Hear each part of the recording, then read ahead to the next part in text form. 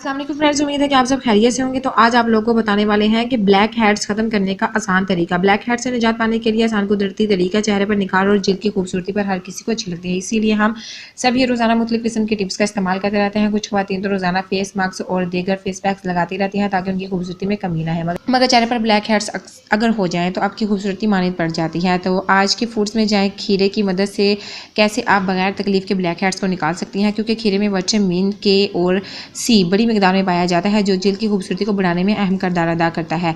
खीरे के एक स्लाइस से जिल्द का मसाज करें और तकरीबन 10 मिनट तक तो लाजमी करें ताकि जिल्द नरम हो जाए। इसके बाद खीरे को ब्लेंडर में डालें, फिर इसमें 2 चम्मच दालचीनी का पाउडर मिक्स करें और